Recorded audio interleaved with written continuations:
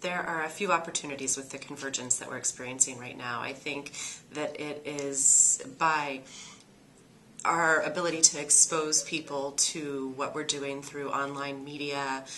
Perhaps ultimately some of our art forms will be delivered that way. I know there are pros and cons to that, truly, but I think it makes it more accessible to people who may have viewed us as elitist or not for them, because they can get a sample of it or a better understanding of what it might be like for them to then come into the doors of our venues and see a piece of theater presented live. So I think it can help break down some barriers in that way.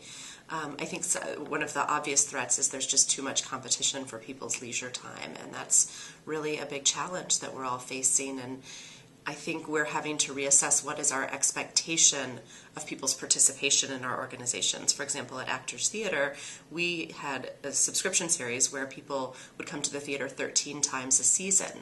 And that's a lot of plays, and that's a lot to expect of anyone anymore. I think when they're balancing all of these needs that they see as one. They just see it as the use of their time, not as this is my time to go experience the arts, this is my time to go to dinner, this is my time for sports. It's all merged together. Or this is my time to be online or just be with my family or sleep, whatever it may be.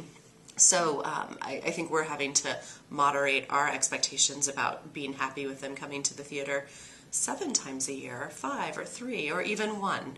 In terms of our competition and convergence with digital entertainment and activity, I think there's an opportunity for us to then, on the other side of what I said, to leverage that we're a live experience and that will become increasingly unique, that people are interacting with each other virtually through email, social media, just downloading movies at home, whatever it may be, that we can actually bring people together for a live interactive experience is something that I think will be of even higher value than it has been perhaps in recent years.